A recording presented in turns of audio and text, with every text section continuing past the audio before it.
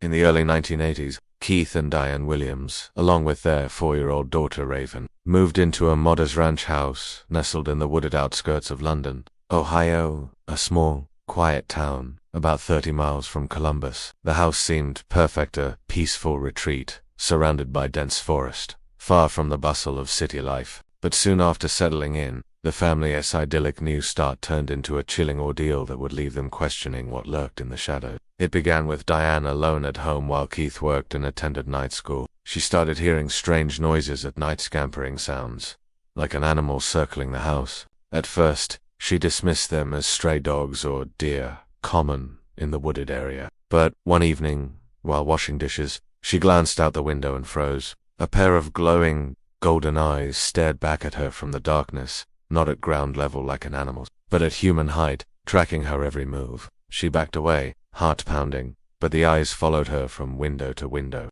When Keith returned home, he searched the yard with a flashlight but found nothing. He chalked it up to nerves or a reflection, reassuring Diane there was no one out there. The eerie encounters continued for months. Diane saw the eyes again and again, always at night, always at human level, as if something or someone was watching her. She felt like a prisoner in her own home, constantly closing blinds to block the gaze of whatever stalked the woods. Keith, skeptical but protective, couldn't shake her growing fear. Then, in late November or early December 1981, Keith had his own encounter. One pre-dawn morning, Keith woke early to grab donuts from a local shop.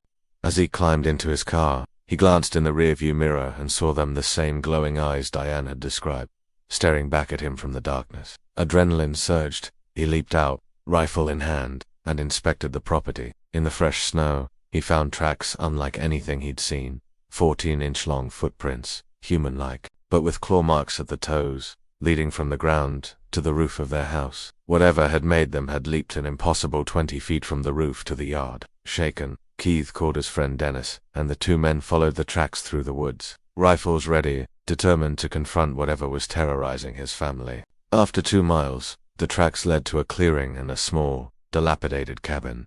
The footprints stopped at the back door. Keith and Dennis hesitated. To armed man outside a stranger's home didn't look good. Keith's father, whom they called for a ride, mentioned the cabin belonged to an old recluse named George, who worked at a local tire shop.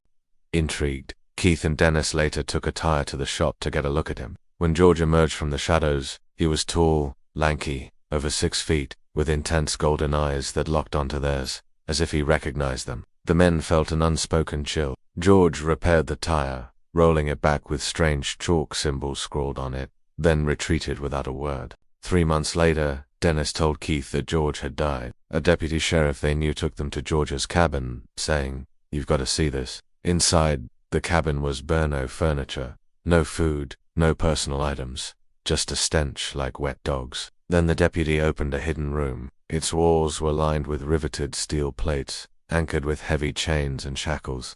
Deep claw marks scored the metal, as if something powerful had fought to escape. Keith, Dennis, and the deputy stood in silence, all thinking the same thing but afraid to say it. After George's death, the sightings at the Williams home stopped. George was buried in an unmarked grave, his cabin later demolished, leaving only a jar of silver dollars behind. The story, featured in a 2012 episode of Paranormal Witness titled The Cabin, gripped viewers with its eerie details. Keith and Diane's account suggests they believed George was a werewolf, a man who transformed into a beast and chained himself to contain his curse.